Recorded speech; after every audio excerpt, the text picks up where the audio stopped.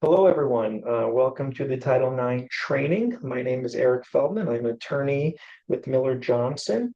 Today, we'll be presenting the Title IX training. It'll be broken up into several parts with different speakers. I will commence with the background of the Title IX, the history, comparison of the programs, the scope of the harassment and sex discrimination, and pregnancy discrimination as well. Title IX of the Education Amendments of 1972 provides what? No person in the United States shall, on the basis of sex, be excluded from participation in, be denied the benefits of, or be subjected to discrimination under any education program or activity receiving federal financial assistance. Let's look at the background of the regulations.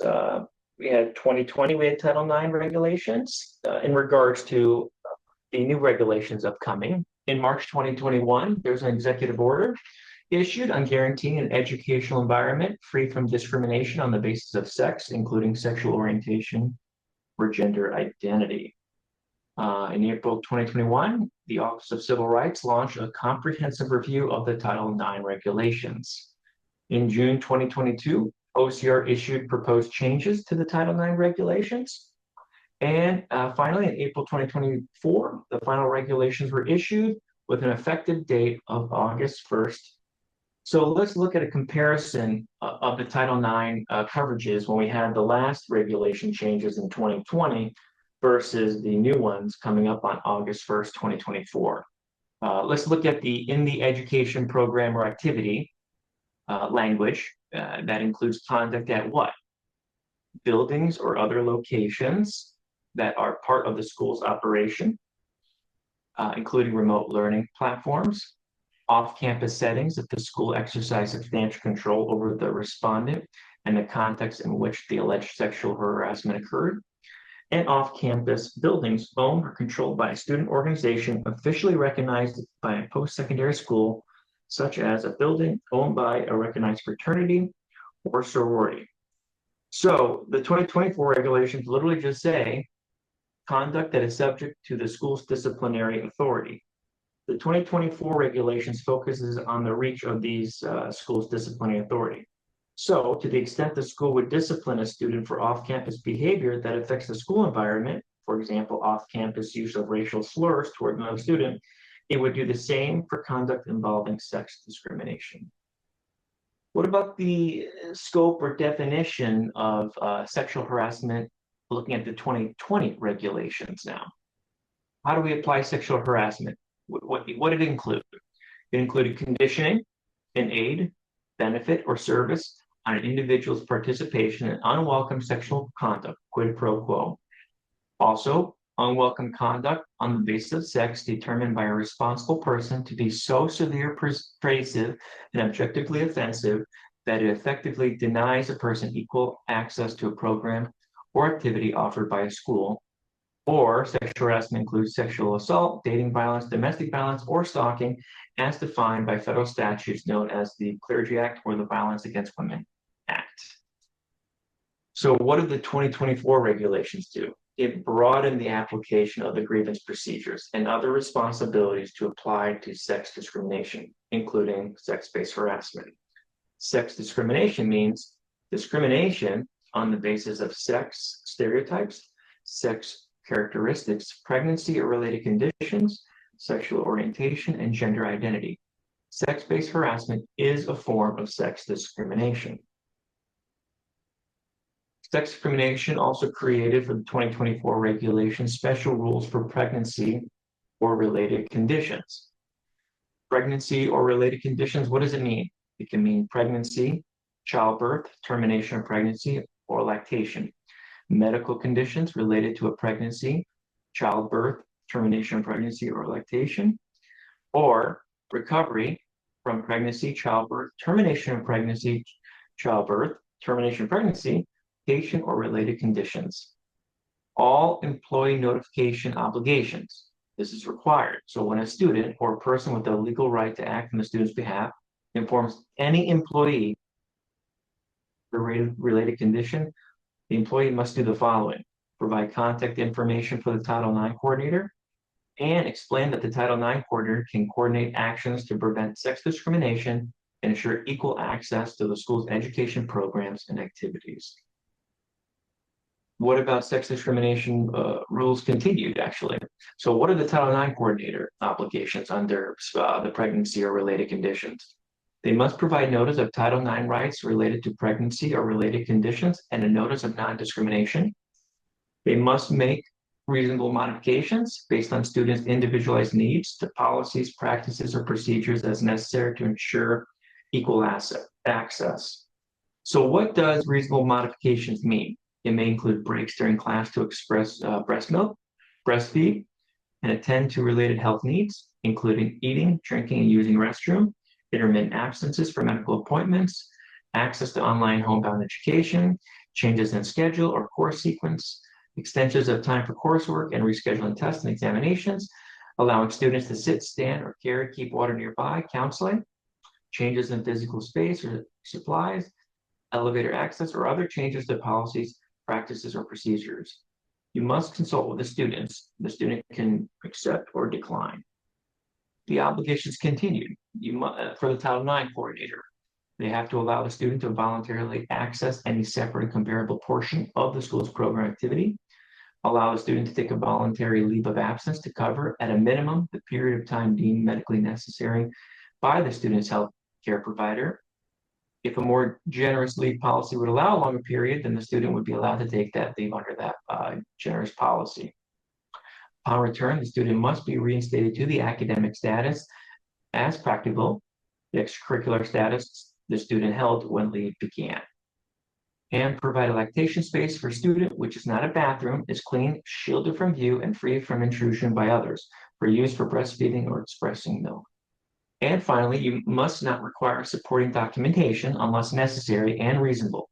Determine whether reasonable modification or other accommodations needed. You treat, quote, pregnancy or related conditions, unquote, the same as other temporary medical conditions.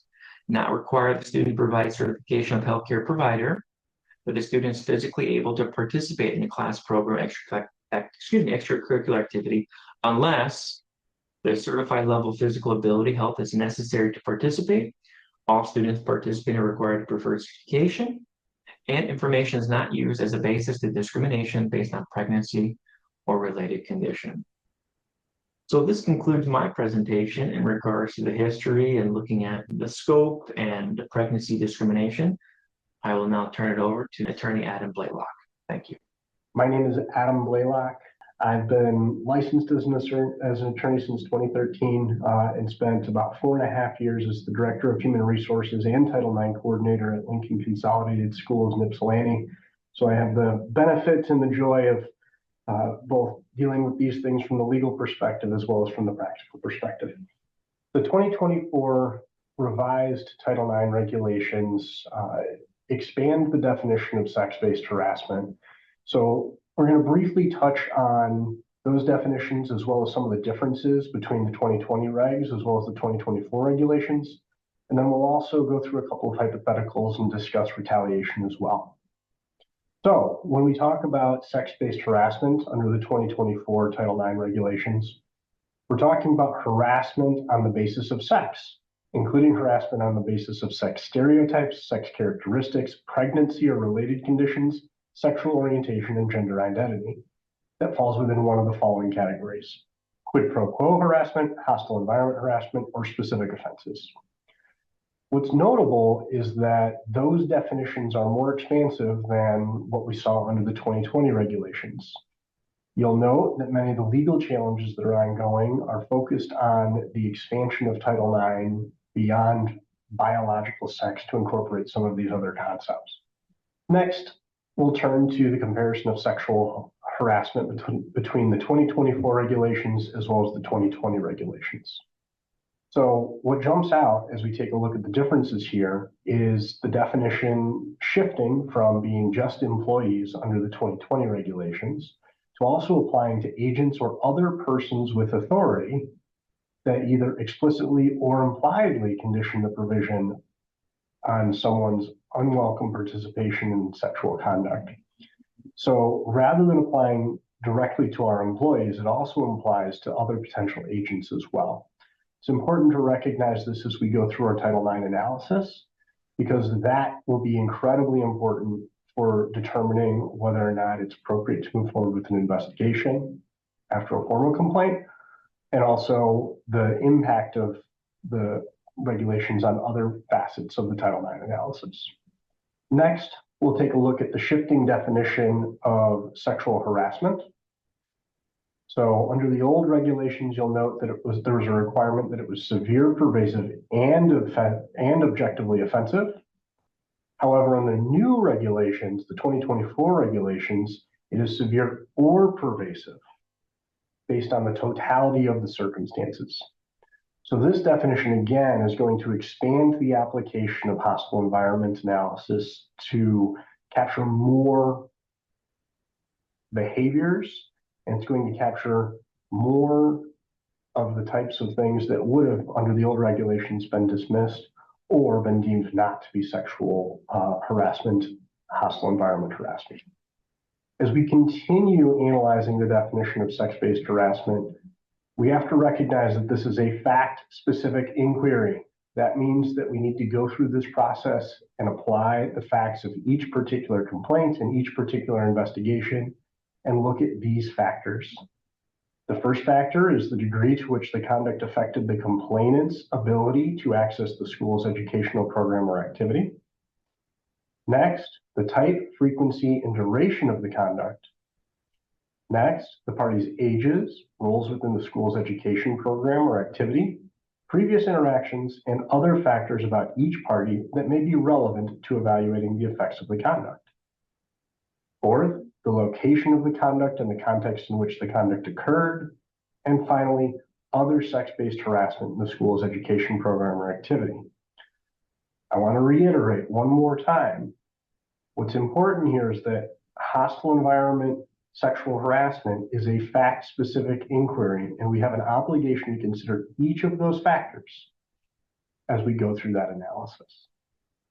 I also want to take a moment to compare the definition of the specific offenses and the differences there, because while the same standards are being applied under the 2024 regulations, there are more specific definitions within the regulations rather than cross-referencing the Clery Act and the Violence Against Women Act. And this is important because under the old law, under the old regulations, we would apply the same standard in those circumstances. And so I think the point that I'd make here as it relates to our analysis whenever we're dealing with a specific offense type of Title IX investigation or Title IX complaint is that we go back and we review those definitions specifically so that we make sure that we understand and we're applying the appropriate standards. For example, for sexual assault, an offense that's classified as a forcible or non-forcible sex offense under the Uniform Crime Reporting System. And these kinds of offenses include forcible rape, forcible sodomy, sexual assault with an object, forcible fondling, incest, and statutory rape. Specific offenses also include stalking. Stalking is engaging in a course of conduct directed to a specific person that would cause a reasonable person to fear for their safety or the safety of others, or suffer substantial emotional distress. And those are the very specific standards that we should apply as we review our Title IX complaints and conduct our Title IX investigations. Next, dating violence. So violence that's committed by a person who is or has been in a social relationship of a romantic or intimate nature with the victim, and where the existence of that relationship is determined based on the consideration of the following factors: the length of the relationship, the type of relationship, and the frequency of interaction between the persons involved in the relationship. We also turn to domestic violence and define that. So a felony or misdemeanor crime committed by a person who is a current or former spouse or intimate partner of the victim under the family or domestic laws of the jurisdiction, or a person similarly situated to the victim. They're cohabitating or have cohabitated with the victim as a spouse or intimate partner, share a child in common with the victim, or commits acts against a youth or adult victim who is protected from those acts under the family or domestic violence laws of the jurisdiction. Briefly, we want to go through a couple of hypotheticals and raise those as thought experiments, recognizing that as we go through these sex-based harassment hypotheticals, that we should be applying the standards that we just discussed.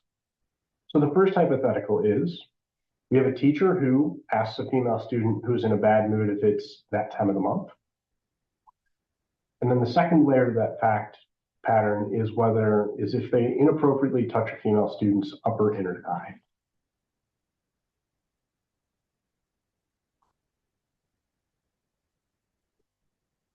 For our next hypothetical, we have a female student who daily teases a male student about his sexual orientation in the cafeteria, causing the student to avoid lunch, who frequently squeezes a male student's bottom and calls him sexy. It bothers him and he's told him to stop, but it hasn't really impacted his daily life or education. And finally, we have a hypothetical where a male student snaps a female student during class, telling her she looks hot today and asking her on a date. The female student is deeply uncomfortable because she has a history of trauma and starts skipping class. So I want to reiterate that we should be going back to those sex-based harassment standards in order to identify whether or not sexual harassment has occurred in these cases. And so as we flip back to those standards, we can see the degree to which the conduct affected the complainant's ability to access the school's education program or activity. So those hypotheticals at varied levels of impact to the educational program. The type, frequency, and duration of the conduct is also critical. So the more frequent that conduct is occurring, for example, if you've got daily touching, that is more likely to be deemed sex-based harassment. Next, the party's ages and roles within the school's education program or activity. So in instances where you have sexualized behavior between a teacher and a student, that again is more likely to be deemed sex-based harassment. Next, the location of the conduct and the context in which the conduct occurred. So again, depending on the circumstances, that can err towards or against the definition of sex-based harassment.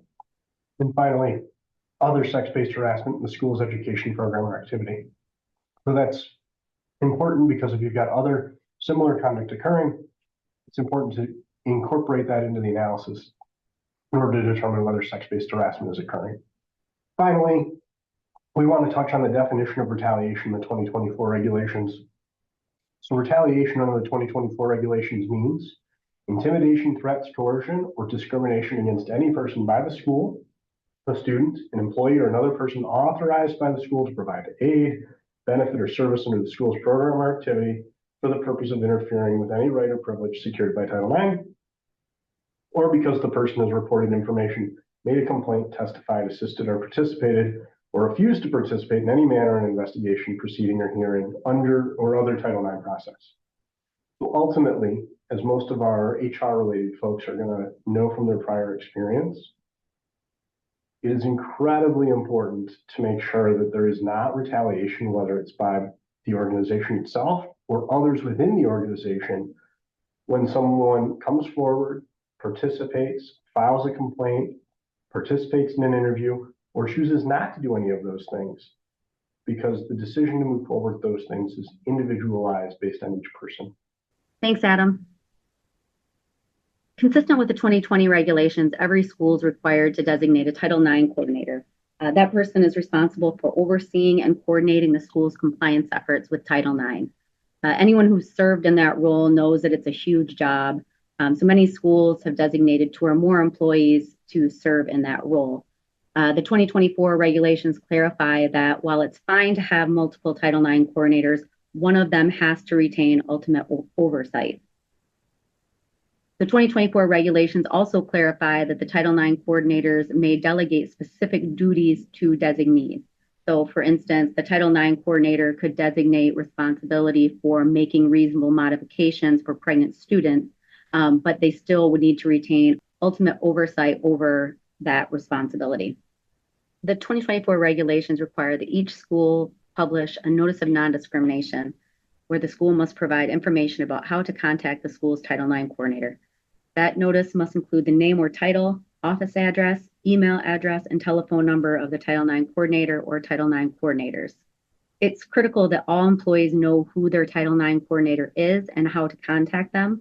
This is because all employees have a responsibility to either notify the Title IX coordinator or notify others how to contact the Title IX coordinator whenever they have information about conduct that may reasonably constitute sex discrimination.